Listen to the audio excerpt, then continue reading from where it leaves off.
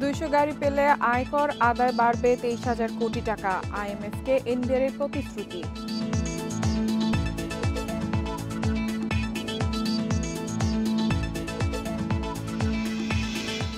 ঈদের পর থেকে 9 কার্য দিবসে ডিএসসির সূচক কমেছে 260 পয়েন্ট। শেয়ার বাজার নিয়ে গুজব ছড়ানোর অভিযোগে গ্রেফতার 3।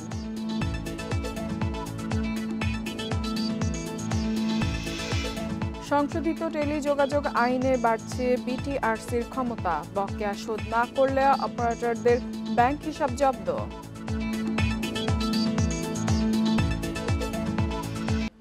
সবাইকে আমন্ত্রণ অর্থনীতি সারাদিনে আপনাদের সাথে আছি ইফফাতারা। শুনছিলেন শিরোনাম, এবারে জানাবো বিস্তারিত। 200 গাড়ি পেলে 23,000 কোটি টাকা আয়কর আদায় বাড়ানো সম্ভব। দাতা সংস্থা আইএমএফকে এমন প্রতিশ্রুতি দিয়েছে জাতীয় রাজস্ব বোর্ড এনবিআর। কর্মকর্তারা জানান গাড়ি কিনতে খরচ হবে 210 কোটি টাকা। আইএমএফের শর্ত পূরণে আগামী অর্থ বছরে আয়কর আদায় বাড়াতে হবে প্রায় 43,000 কোটি টাকা। এনবিআরের হিসেবে চলতি অর্থ বছরে আয়কর আদায় হবে 1,20,000 কোটি টাকা। আইএমএফের শর্ত পূরণে আগামী অর্থ বছরে দরকার 1,63,000 কোটি টাকা, অর্থাৎ আদায় বাড়াতে হবে 43,000 কোটি টাকা। এনবিআর জানিয়েছে স্বাভাবিক প্রবৃদ্ধি থেকে আসবে 16,000 কোটি টাকা। বাকি 26,000 কোটি আদায়ে 10 ধরনের ব্যবস্থা নেওয়া হবে। উৎসকর মনিটরিং থেকে আসবে 23,000 কোটি টাকা। ছাড় কমিয়ে 1,000 কোটি, সেবার মান বাড়িয়ে 500 কোটি ও মাঠ পরিদর্শন থেকে আসবে আরও 500 কোটি টাকা। বর্তমানে মোট আয়করের 60% আসে উৎসে কর থেকে। এনবিআর জানিয়েছে এ খাতে নজরদারি বাড়ানো গেলে পূরণ হবে রাজস্বের বড় চাহিদা। বিশেষজ্ঞরা বলছেন এসব উদ্যোগের পাশাপাশি কর ফাঁকি রোধ ও করের নতুন নতুন ক্ষেত্র আবিষ্কারে মনোযোগ দিতে হবে। উৎস আয়করের জায়গাটি আমাদের আসলে যদি মৌলিকভাবে যদি আমরা আরও স্ট্রেনথেন করতে পারি এবং এটাকে যদি আমরা অ্যানালিসিস করে তার ত্রুটি বিচ্যুতিগুলিকে চিহ্নিত করতে পারি, তাহলে এটা একটা কার্যকরী পদক্ষেপ নেওয়া সম্ভব। একই সাথে আমি মনে করি কর ফাঁকির যে প্রবণতা আছে এবং যে বিষয়টি আছে সেটি আমাদের নজর দিতে হবে। আইএমএফকে এনবিআর জানিয়েছে রাজস্ব বৃদ্ধি নিশ্চিতে দিতে হবে লজিস্টিক্স সুবিধা। কর আদায় প্রক্রিয়ায় নজরদারি বাড়াতে জুনের মধ্যে 100 জিপ গাড়ি ও 100টি মাইক্রোবাসের শর্ত দিয়েছে সংস্থাটি। প্রতি 100 টাকা আদায়ে বাংলাদেশে মাত্র 48 থেকে 50 পয়সা খরচ করা। আমাদের পার্শ্ববর্তী দেশসমূহে কোথাও 80 পয়সা, কোথাও 1 টাকা, কোথাও 100 টাকা। রেভিনিউ সার্ভিসে আপনি যদি জনবল নিয়োগ করেন, আপনি যদি তাদের লজিস্টিক সাপোর্ট সুন্দর মতো দেন, আজকে যে রেভিনিউ হয়েছে কালকে ডাবল হয়ে যাবে। আয়কর বিভাগের সক্ষমতা বাড়াতে অর্থ মন্ত্রণালয়ে একটি বিশদ চাহিদা দিয়েছে এনবিআর। ভবন নির্মাণ, কর্মকর্তাদের দক্ষতা বৃদ্ধি, ডিজিটাইজেশন সহ নানা বিষয়ে জোর দেয়া হয়েছে। এতে ব্যয় হবে আনুমানিক 4,000 কোটি টাকা। Ruhul Amin, independent news, Dhaka. সামাজিক যোগাযোগ মাধ্যম এবং অনলাইনে বিভিন্ন মাধ্যম ব্যবহার করে পুঁজিবাজারের নিয়ন্ত্রণকারী সংস্থা এবং বিভিন্ন শেয়ারের দাম নিয়ে গুজব তৈরি করার অভিযোগে 3 সদস্যকে গ্রেফতার করেছে ডিএমপির গোয়েন্দা বিভাগ। দুপুরে ডিএমপির মিডিয়া সেন্টারে সংবাদ সম্মেলনে অতিরিক্ত কমিশনার হারুনুর রশিদ জানান চক্রটি ফেসবুক সহ অনলাইনে গ্রুপ খুলে অপপ্রচার চালাতো। তাদের নামে একাধিক মামলাও আছে। তারা শেয়ারের দাম নিয়ে কারসাজি ও গুজব ছড়ানো ছাড়াও বিভিন্ন কোম্পানির নামে অপপ্রচার চালানোর তথ্য পেয়েছে গোয়েন্দা পুলিশ। রিমান্ডে এনে জিজ্ঞাসাবাদ করে আরও যারা জড়িত তাদেরও আইনের আওতায় আনা হবে বলে জানিয়েছে ডিবি। এছাড়া সাধারণ বিনিয়োগকারীদের উস্কানি দিয়ে পুঁজিবাজার অস্থিতিশীলকারীদের ছাড় দেওয়া হবে না বলেও হুঁশিয়ারি পুলিশের। ওই সিকিউরিটি এক্সচেঞ্জ কমিশনের চেয়ারম্যানের বিরুদ্ধে আপত্তিকর তথ্য, যেটা সাইবার সিকিউরিটি আইনের লঙ্ঘন এবং তাদের বিরুদ্ধে মামলা হওয়ার মতো ঘটনা তারা প্রায়ই করে আসছে। তারা তাদের যখন বিরুদ্ধে যদি কোনো ব্যবস্থা কেউ কথা বলে, তারা সাথে সাথে ওই সকল চক্র সাথে নিয়ে তারা রাস্তায় এসে তারা একটা রাস্তায় নেমে যায়। ঈদের পরে 9 কার্যদিবসের 8 দিনই সূচকের পতন হয়েছে ঢাকার শেয়ার বাজারে। এ সময় ডিএসসি এক্স কমেছে 260 পয়েন্ট। এর মধ্যে শুধু গেল সপ্তাহেই সূচকের পতন হয় 168 পয়েন্ট। এ সময় বাজার মূলধন কমেছে 6,764 কোটি টাকা। অন্যদিকে চট্টগ্রাম শেয়ার বাজারে গত সপ্তাহে সার্বিক সূচক কমেছে 419 কোটি টাকা। ৩৯ মাস আগে ঢাকা স্টক এক্সচেঞ্জের প্রধান সূচক ছিল ৫,৫১৫ পয়েন্টে, আর বর্তমানে ডিএসসি সূচক অবস্থান করছে ৫,৫১৮ পয়েন্টে। সেই হিসেবে ৩ বছর ৩ মাস আগের অবস্থানে চলে গেছে সূচকের অবস্থান। গেল ঈদের পর থেকে এ পর্যন্ত ডিএসসি সূচক কমেছে ২৬০ পয়েন্ট। এরপর গত বুধবার দরপতনের সর্বনিম্ন সীমা ৩% বেঁধে দেয় নিয়ন্ত্রক সংস্থা বিএসইসি। তার পরের দিনই সূচক কমে ৬০ পয়েন্ট। নিয়ন্ত্রক সংস্থার এমন উদ্যোগের পরও সূচকের পতন ঠেকানো যাচ্ছে না। তাই এমন পরিস্থিতিতে সতর্কতার সাথে বিনিয়োগের পরামর্শ সংশ্লিষ্টদের। বিনিয়োগটা হওয়া উচিত আমার ফান্ডামেন্টালসের দিকে, তাহলে আমার ঝুঁকিটা কমবে এবং শেয়ার বাজারে বিনিয়োগে যদি ধৈর্য থাকে আপনি ক্ষতিগ্রস্ত হবেন না, আপনার টাকা ফেরত আসবে। আপনার এই ইনভেস্টমেন্টের ভ্যালু কমে যাচ্ছে, ওইদিকে ইন্টারেস্ট যোগ হচ্ছে, যার কারণে আপনি ফোর্স সেলের মধ্যে পড়েন। তো এই জায়গাতে বিনিয়োগের জন্য কখনোই আপনি মার্জিন লোন ইউজ করবেন না। এদিকে বিদায়ী সপ্তাহে ঢাকার শেয়ার বাজারে সবকটি সূচকের পতন হয়েছে। প্রধান সূচক ডিএসইএক্স কমেছে ১৬৮.২১ পয়েন্ট, অবস্থান করছে ৫,৫১৮ পয়েন্টে। সপ্তাহ জুড়ে ডিএসইতে মোট লেনদেন হয় ২,৭৬৪ কোটি ৯০ লাখ টাকা। আগের সপ্তাহে লেনদেন হয়েছিল ১,৯১২ কোটি ৮১ লাখ টাকা। সপ্তাহের শেষ কার্যদিবসে বাজার মূলধন দাঁড়িয়েছে ৬,৯৯,৫৬১ কোটি টাকা। গত সপ্তাহের শেষ কার্যদিবসে ছিল ৭,০৬,৩২৫ কোটি টাকা। অন্যদিকে বিদায়ী সপ্তাহে চট্টগ্রামের স্টক এক্সচেঞ্জে সার্বিক সূচক কমেছে ৪২৯ পয়েন্ট, অবস্থান করছে ১৫,৮১৫ পয়েন্টে। সপ্তাহ জুড়ে মোট লেনদেন হয় ৮১ কোটি ৫৭ লাখ টাকা। একরামুল ইসলাম, ইন্ডিপেন্ডেন্ট নিউজ, ঢাকা। এক যুগ পর সংশোধন আনা হচ্ছে বাংলাদেশ টেলিযোগাযোগ আইনে। সময় মতন বকেয়া পরিশোধ না করলে মোবাইল অপারেটর সহ এ খাতের সব কোম্পানির ব্যাংক হিসাব জব্দ করতে পারবে বাংলাদেশ টেলিযোগাযোগ নিয়ন্ত্রক সংস্থা বিটিআরসি। এছাড়া নতুন ৯টি ধারা যুক্ত হচ্ছে সংশোধিত এ আইনে। বাড়ানো হচ্ছে বিটিআরসির ক্ষমতাও। টেলিযোগাযোগ খাতের উন্নয়নে ২০০১ সালে টেলিযোগাযোগ আইন করা হয়। এরপর ২০০৬ ও ২০১০ সালে ২ দফা সংশোধন করা হয়েছিল আইনটি। এবার আরও যুগোপযোগী করে আইনটিতে বেশ পরিবর্তন আনা হচ্ছে। বাংলাদেশ টেলিযোগাযোগ নিয়ন্ত্রক সংস্থা বিটিআরসি জানায়, আইনের খসড়ায় সরকারি পাওনা আদায়ে সব অপারেটরের ব্যাংক হিসাব জব্দ করার বিধান রাখা হয়েছে। পরিবর্তন আনা হচ্ছে লাইসেন্স নবায়নের ধারাটিও। এক্ষেত্রে মন্ত্রণালয়ের পরিবর্তে শুধু কমিশন অনুমোদন দিতে পারবে। আবার বিদেশ থেকে সাইবার অপরাধে থাকছে শাস্তির বিধানও। অপারেটরদের ব্যাংকের হিসাবও জব্দ করার প্রবিধান রাখা হচ্ছে। লাইসেন্স নবায়নের যে বিধি প্রবিধানে বর্তমানে যেরকম আছে যে মন্ত্রণালয় হয়ে করতে হবে না, এখন এটা সম্পূর্ণ কমিশনের এখতিয়ার হবে। আইন বিশেষজ্ঞরা বলছেন, টেলিযোগাযোগ আইনের সংশোধন করে বিটিআরসিকে অনেক ক্ষমতা দেওয়া হচ্ছে। এক্ষেত্রে বিটিআরসির কার্যক্রমের স্বচ্ছতা নিশ্চিত করতে হবে। সংশোধনীগুলো যদি যে অবস্থা আছে সে অবস্থায় করা হয়, তাহলে আমাদের টেলিকম সেক্টরে সর্বময় ক্ষমতার উৎস হিসেবে থাকবে শুধুমাত্র বিটিআরসি, এবং এর ফলে ট্রান্সপারেন্সি বিজনেস, যেটা চেক অ্যান্ড ব্যালেন্স, সেটা সম্পূর্ণরূপেই নষ্ট হয়ে যায়। বিশেষজ্ঞরা জানান, প্রত্যক্ষ পরোক্ষভাবে দেশের প্রতিটি মানুষ টেলিযোগাযোগ সেবা নিয়ে থাকেন। তাই এ খাতের আইন হতে হবে সেবা বান্ধব। এজন্য ব্যবসায়ীরা যাতে স্বাধীনভাবে কাজ করতে পারে সেদিকে নজর দিতে হবে। অপারেটরদেরকে শাস্তির আওতায় আনতে গিয়ে তাদেরকে যদি এমন কোনো কিছুর মধ্যে নিয়ে আসা হয় যে তারা সঠিকভাবে সার্ভিস দেওয়ার চাইতে আইনের কোথায় ব্যত্যয় ঘটছে তা নিয়ে ব্যস্ত থাকে, তাহলে আমার কাছে মনে হয় সেটা ফ্রেন্ডলি হচ্ছে না। বর্তমানে আইনের ১০২টি ধারা আছে। সংশোধিত আইনে এটি কমিয়ে ৮৪ ধারা করা হচ্ছে। সরকারি কর্মকর্তারা জানান, টেলিযোগাযোগ আইনের সংশোধনী চলতি বছরের যে কোনো সময় সংসদে পাশ হতে পারে। আইডিন খাতুন, ইন্ডিপেন্ডেন্ট নিউজ, ঢাকা। দেশের বাজারে স্বর্ণের দাম আরও কিছুটা কমিয়েছে বাংলাদেশ জুয়েলার্স সমিতি বাজুস। ভালো মানের বা ২২ ক্যারেটের ১ ভরি স্বর্ণের নতুন দাম ৬৩০ টাকা কমেছে। প্রতি ভরি স্বর্ণের দাম কমে হয়েছে ১,১২,৯৫০ টাকা। শনিবার বিকেল থেকেই নতুন দাম কার্যকর হবে।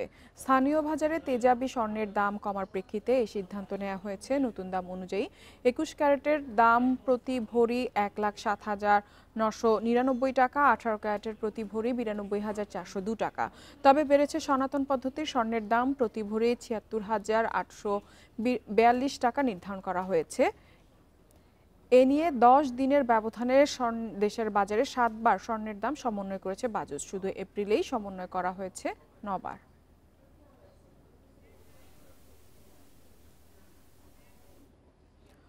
জনশক্তি কর্মসংস্থান ও প্রশিক্ষণ ব্যুরো বিএমইটির ছাড়পত্র জটিলতায় ভোগান্তিতে প্রবাসীরা, বিশেষ করে ইউরোপ গমনেচ্ছুদের দুর্ভোগ পোহাতে হচ্ছে দূতাবাসের সত্যায়ন পেতে।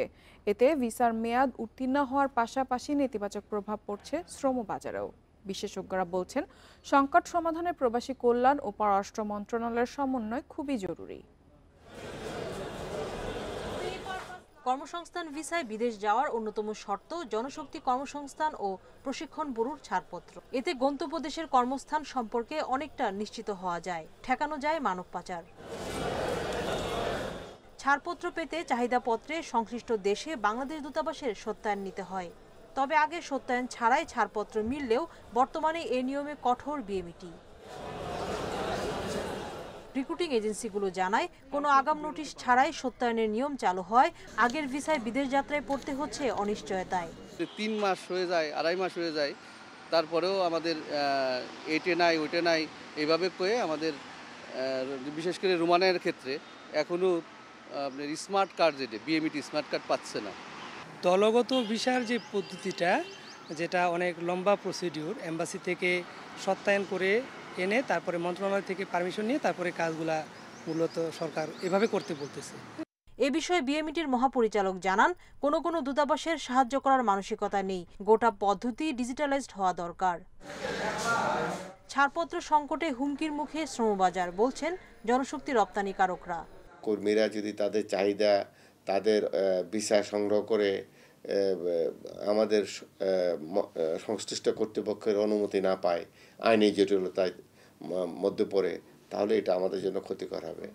প্রবাসী কল্যাণ মন্ত্রণালয়ের সাথে দূতাবাসগুলোর সমন্বয়ে গুরুত্ব বিশেষজ্ঞদের। দূতাবাস যদি ভিসা দেয় বা যাওয়ার জন্য অনুমতি দেয়, সেই ক্ষেত্রে বিএমইটি কিভাবে সেটাকে মোকাবেলা করবে, এইটি সরাসরি দূতাবাসের সাথে সমন্বয় করা দরকার। গণমাধ্যমে সেটা প্রচার হওয়া দরকার। ছাড়পত্র বিষয়ে দ্রুত বিএমইটির পক্ষ থেকে সুনির্দিষ্ট দিক নির্দেশনা থাকা জরুরি বলে মত অভিবাসন বিশেষজ্ঞদের। সুলতানা জাহান মিতু, ইন্ডিপেন্ডেন্ট নিউজ, ঢাকা। রাজধানীতে শুরু হয়েছে আন্তর্জাতিক কৃষি প্রযুক্তি প্রদর্শনী 2024 international convention city Bashundhara ICB সেন্টারে পল্লী উন্নয়ন একাডেমি ও লিমরাল ট্রেডের যৌথ উদ্যোগে 3 দিনের প্রদর্শনী চলছে। মেলায় বাংলাদেশ, চীন, ভারত, ইতালি, ভিয়েতনাম, জার্মানি সহ 14টি দেশের প্রতিনিধি অংশ নিয়েছে। এতে কৃষি প্রযুক্তি সম্পর্কিত গবেষক, উদ্যোক্তা, উৎপাদনকারী, আমদানিকারক এবং সাধারণ কৃষকরাও অংশ নিয়েছেন। এর মাধ্যমে পারস্পরিক তথ্য এবং অভিজ্ঞতা বিনিময়ের সুযোগ সৃষ্টি হবে। প্রদর্শনীতে rice mill, feed mill, flour mill, machineries, food and beverage processing, agri machineries এবং সাইলো সংক্রান্ত বিভিন্ন দেশের প্রযুক্তি প্রদর্শিত হচ্ছে। এতে দেশ বিদেশের 450টি প্রতিষ্ঠান তাদের পণ্য ও প্রযুক্তি প্রদর্শন করছে।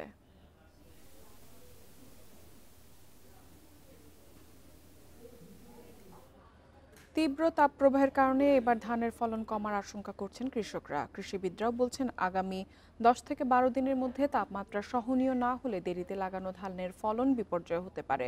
লক্ষ্যমাত্রা পূরণ হওয়া নিয়েও দেখা দিয়েছে সংশয়। কৃষি বিভাগের হিসাবে এবার সারা দেশে 3,74,68,000 বিঘাতে বোরোর আবাদ হয়েছে, যেখান থেকে ধান উৎপাদনের লক্ষ্য 2,21,57,000 টনেরও বেশি।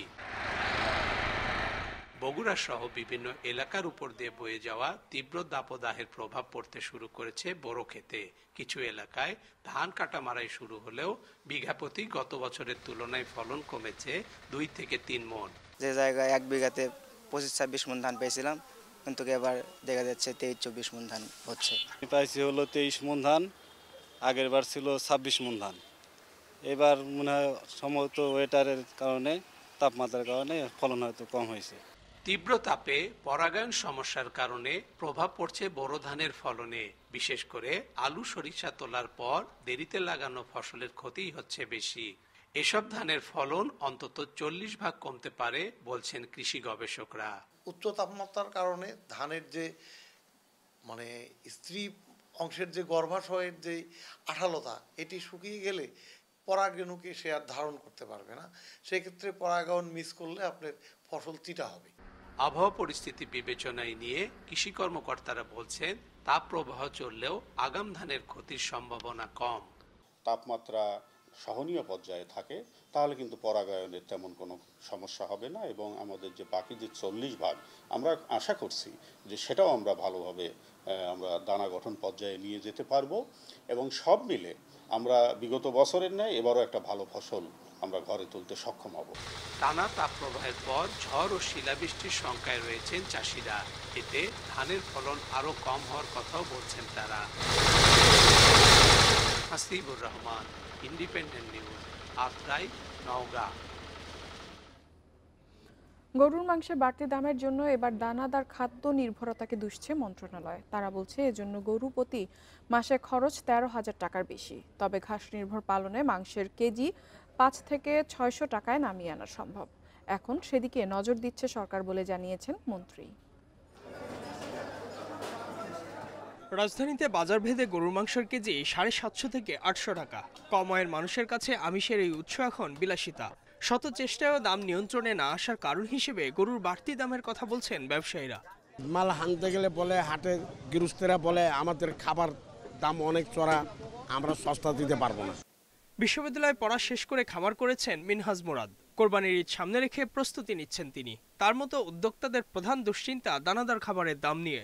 50 কেজি ভুসি আমি কিনতাম 35 টাকা করে, এখন এই কুরবানির ঈদের সামনে সেই ভুসিটা হয়ে গেছে 60 টাকা কেজি। 1 লাখ টাকার ধরেন এই দানাদার খাদ্য খাওয়াই প্রতি মাসে। গাছ তো আমাদের খেতেই আছে, খেয়ার ধরেন আমরা কিনে আনি। 30 থেকে 32 টাকার ভিতরেই আমি কাভার করতে পারতাম, কিন্তু এখন দানাদার খাদ্যের দাম প্রচুর বেড়ে গেছে। গরু প্রতি দিনে দানাদার খাবার লাগে 8 থেকে 12 কেজি। এতে মাসে খরচ 13,000 টাকার বেশি। বাড়তি এই খরচের চাপ শেষ পর্যন্ত পড়ে ভোক্তার কাঁধে। এ প্রশ্নে সংশ্লিষ্টরা বলছেন দেশে আবহমান কাল থেকেই পশুপালন ঘাস নির্ভর, দানাদার খাবার নির্ভর নয়। দানাদার খাবারে পশু দ্রুত মোটাতাজা হলেও বাড়ে চর্বির পরিমাণ। এতে স্বাস্থ্য ঝুঁকিও দেখছেন তারা। দানাদার খাদ্য খাওয়ায় আপনি অ্যানিম্যাল থেকে যে প্রোডাক্ট পাবেন সেটা স্বাস্থ্যসম্মত হবে না। স্বাস্থ্যসম্মত প্রোডাক্ট পাইতে গেলে এটাকে অবশ্যই সবুজ ঘাস বা রাফেজ বেসড ফিডিং যেটা, সেটার দিকে যেতে হবে। খাদ্য খরচ যদি আপনি এই 70 টাকা থেকে 35 টাকা 40 টাকা নিয়ে আসতে পারেন, অবভিয়াসলি এখানে মাংসের দাম ড্রাস্টিক্যালি এই 500-600 টাকার ভিতরে নিয়ে আসা সম্ভব। আকারভেদে গরু প্রতি দিনে ঘাস লাগে 15 থেকে 25 কেজি। তা যোগান দিতে পারে উচ্চ ফলনশীল নেপিয়ার, ভুট্টা, জাম্বু ও জার্মান ঘাস। অল্প জমিতে আবাদেই তা দিয়ে সারা বছরের পশুখাদ্য নিশ্চিত করা সম্ভব। এখন এ নিয়ে কাজ করছে মন্ত্রণালয়। 10% জায়গায় যদি কেউ ঘাস চাষ করে তাহলে 10-20টা 15টা গবাদি পশু নিয়ে যে ফার্মগুলো আছে তার খাবার যোগান দেওয়া সম্ভব, এবং সেই খাবারের মানও গ্রিন যে একটা কি বলে যে ফ্লেভার সেটা থাকবে। সারা দেশে ঘাস। আর এই ছিল অর্থনীতি সারাদিনের আজকের আয়োজনে। ইন্ডিপেন্ডেন্ট টেলিভিশনের সবশেষ খবর জানতে চোখ রাখুন ফেসবুক, ইউটিউব এবং এক্সে। আমন্ত্রণ আমাদের পরবর্তী সংবাদে।